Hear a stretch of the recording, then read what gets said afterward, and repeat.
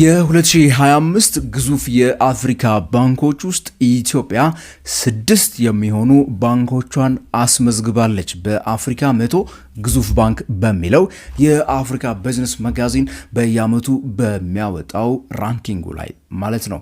በዘንድሮ ዓመት አንድ የኢትዮጵያ ንግድ ባንክ ማለትም አንድ የኢትዮጵያ የግል የንግድ ባንክ ከ10 በላይ ደረጃዎችን አሻሽሎ ከፍተኛ የሆነ ሊፕ ያሳየበትም ዓመት ነበረ። በዛሬው ቪዲዮ የምንመለከተው እንግዲህ እነዚህን 6 ባንኮች ነው። የኢትዮጵያ ባንኮች ወደ 2021 አካባቢ 2 ብቻ ነበሩ። ከዓመት በፊት 5 ነበሩ።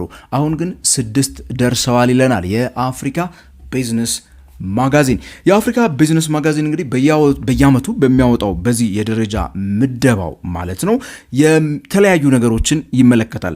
አንዱ የካፒታል ጉዳይ ነው። ታየር 1 ካፒታል የምንለው ጠንካራ የሚባለውን ካፒታል ማለት ነው። የተከፈለ ካፒታል፣ ሪዘርቭ ካሾችን የመሳሰሉትን ነገሮች ይመለከታል። ከዛ ጠቅላላ ሀብትን ይመለከታል። ኔት ፕሮፊት የምንለው የተጣራውን ትርፍ ይመለከታል። የካፒታል አዲኩዌሲ ሬሽዮ የሚባለው ወይ ደግሞ የጠንካራ ካፒታል ሌላው መለኪያ ነው፣ ከብድር አንጻር ደግሞ ማለት ነው። ሪተርን ኦን አሴት፣ ሪተርን ኦን ኢኩዊቲ የሚባሉትን እነዚህን 6 ነገሮች ካየ በኋላ ደረጃ ያወጣላቸዋል። በዚህ መልኩ የትኛው ባንክ ነው ለመሆኑ 10 ደረጃ ያሻሻለው? እስከዛው ግምታችሁን አስቀምጡልኝ። ይህ ንጋት ፖስት ነው። አንድ ባንድ እንመለከታቸዋለን። ሰብስክራይብ ካላረጋችሁ ቻናሉን እስካሁን ድረስ ሰብስክራይብ በሉ። ኢትዮጵያ ውጪ ካላችሁ ደግሞ እንደዚሁ እባካችሁ ጆይን በማለት ቤተሰቡን አበረታቱን እያልኩኝ በዚሁ ወደ ዛሬ ቪዲዮ የምገባ ነው የሚሆነው።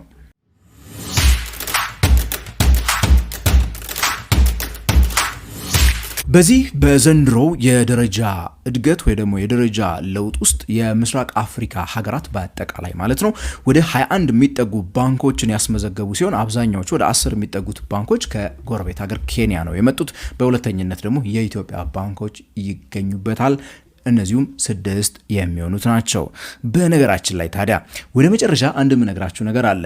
ይህ ደረጃ ብዙ ሚዲያዎች ላይ፣ ብዙ ጋዜጦች ላይ፣ ብዙ ፕሪንትም ወይ ደግሞ ዲጂታል ሚዲያዎች ላይ ሰምታችሁ ሊሆን ይችላል።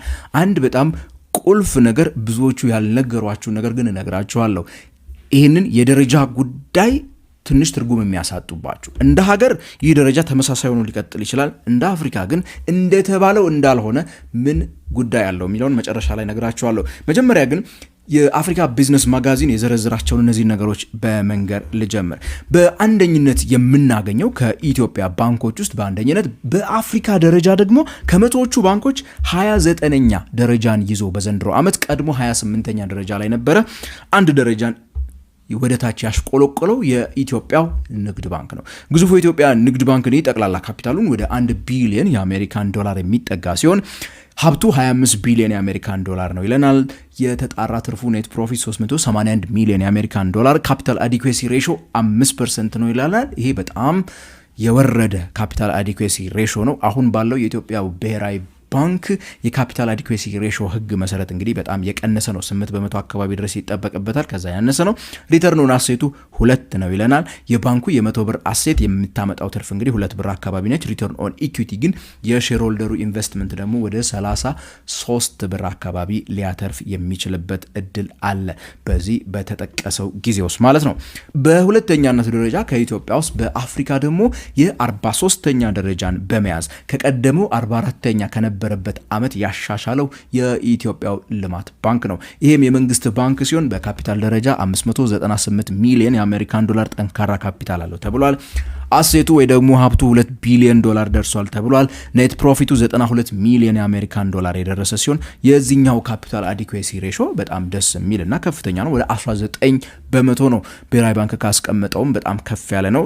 ካፒታሉና ያበደረው ብድር የመመጣጠን የመቀራረብ ወይ ደግሞ የመደጋገፍ ባህሪ ያላቸው ከአደጋ ተጋላጭነቱ በጣም የቀነሰ ባንክ ነው ማለት ነው። ሪተርን ኦን አሴቱ እንደዚሁ 3 ነው። እርግጥ ይሄ ስቲል ትንሽ ነው። ሪተርን ኦን ኢኩዊቲውም ደግሞ እንዲሁ ከሌሎቹ ጋር ስናወዳድረው አነስ ያለ ነው። 15 ላይ ነው የተቀመጠው። በሶስተኝነት ከኢትዮጵያ የምናገኘውና የግሎቹን የንግድ ባንኮች ሁሉ በመቅደም በአንደኝነት ከኢትዮጵያ ግል ንግድ ባንኮች ከጠቅላላው ባንኮች በሶስተኝነት በአፍሪካ 50ኛ ደረጃን ይዞ አዋሽ ባንክን እናገኘዋለን። አዋሽ ባንክ 507 ሚሊዮን የአሜሪካን ዶላር ጠቅላላ እንዲሁም ደግሞ ሌሎች ጠንካራ ምንላቸውን ካፒታሎች ያሉት ሲሆን ሀብቱ 5 ቢሊዮን የአሜሪካን ዶላር ነው። የተጣራ ትርፉ 150 ሚሊዮን ዶላር ሲሆን ካፒታል አዲኩዌሲ ሬሾ ህጋዊ ከሚባለው ሌቭል ጋር የደረሰ ወደ 10% ሲሆን ሪተርን ኦን አሴቱ 3 ሪተርን ኦን ኢኩዊቲው ደግሞ ከፍ ብሎ 30 ሆኖ ተመዝግቧል በዚህ አመት ማለት ነው። አዋሽ ባንክ በቀደመው አመት 68ኛ ደረጃ ነበረ። 18 ደረጃን አሻሽሎ በ2024 ከወጣው ራንኪንግ በልጦ ነው እንግዲህ 50ኛ ደረጃን የመጣው ማለት ነው። አዋሽ ባንክ በዚህም ከፍተኛ መሻሻል ያሳየ ባንክ በመሆን ተመዝግቧል ማለት ነው። በዚህ በተጠቀሰው ጊዜ በ71ኛ ደረጃ ከአፍሪካ በ4ኛ ደረጃ ከኢትዮጵያ የምናገኘው ደግሞ ወደ 10 ምናምን የሚጠጉ ደረጃዎችን በማሻሻል ዳሽን ባንክን እናገኘዋለን። ዳሽን ባንክ በአፍሪካ 71ኛ የሆነው እንግዲህ 330 ሚሊዮን የአሜሪካን ዶላር ካፒታል በማስመዝገብ 3 ቢሊዮን ዶላር የሚጠጋ ሀብት በማስመዝገብ 85 ሚሊዮን ኔት ፕሮፊት 10 ነው ካፒታል አዲኩዌሲ ሬሾ ወይ ደግሞ ከብድር አንጻር ያለው አቅሙ ማለት ነው የካፒታል ጥራቱ ማለት ነው 10 ነው። ሪተርን ኦን አሴቱ 3 ሪተርን ኦን ኢኩዊቲ የሼር ሆልደሮች ኢኩዊቲ ያስገኘው ደግሞ ወደ 26 ተጠቅሷል ማለት ነው። በአምስተኛ ደረጃ ከኢትዮጵያ ባንኮች ውስጥ ደግሞ የምናገኘውና 72ኛ ደረጃን በአፍሪካ በመያዝ ያጠናቀቀው ከቀደመው ዓመት 89ኛ ነበረ አሻሽሎ በዚህኛው ከ10 በላይ ደረጃዎችን ያሻሻለው እንግዲህ የአቢሲኒያ ባንክ ነው። አቢሲኒያ ባንክ 328 ሚሊዮን የአሜሪካን ዶላር ካፒታል አለው። እንዲሁ ደግሞ 4 ቢሊዮን ዶላር ጠቅላላ ሀብት እንዳለው ተነግሯል። 73 ሚሊዮን ሆኗል ኔት ፕሮፊቱ። ካፒታል አዲኩዌሲ ሬሾ 9 ሪተርን ኦን አሴቱ 2 ነው ይለናል። ሪተርን ኦን ኢኩዊቲው ደግሞ 22 በመሆን የተመዘገበበት አመት ነው። ከኢትዮጵያ ባንኮች በስድስተኛ ደረጃ በአፍሪካ ከሚገኙ ደግሞ የንግድ ባንኮች ውስጥ 93ኛ ደረጃን በመያዝ ደግሞ ያጠናቀቀው የኦሮሚያው ህብረት ስራ ባንክ ነው።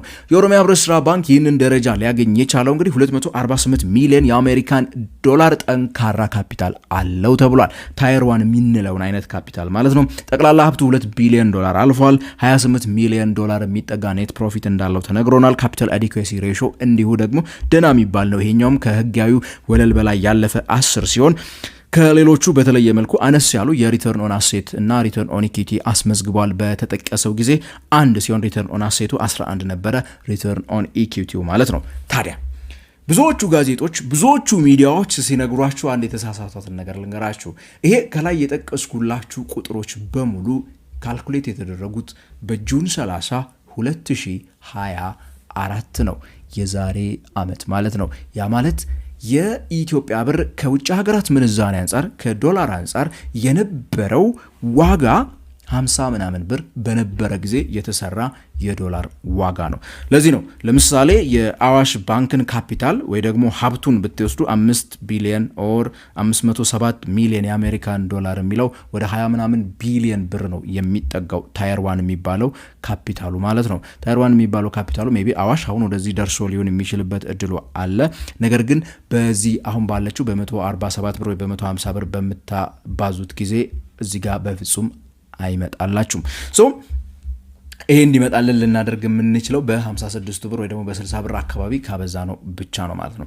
ድርጅቱም የተቀመጠው ሰንጠረዙ ላይ አስቀምጧል መቼ ሪፖርት እንዳደረጉት። የሪፖርት ዴቱን በሚያወጣበት ሰዓት ጁን 30 2024 እያለ ነው ሪፖርቱን ያቀረበው። ስለዚህ እሱን መመልከት ብዙዎች ሜቢ ዘንግታችሁት ሊሆን ይችላል። እዚህ ጋር የምትመለከቷት ማለት ነው ጁን 30 2024 ላይ ነው የኛን ሀገር ባንኮች ሪፖርት የወሰደው።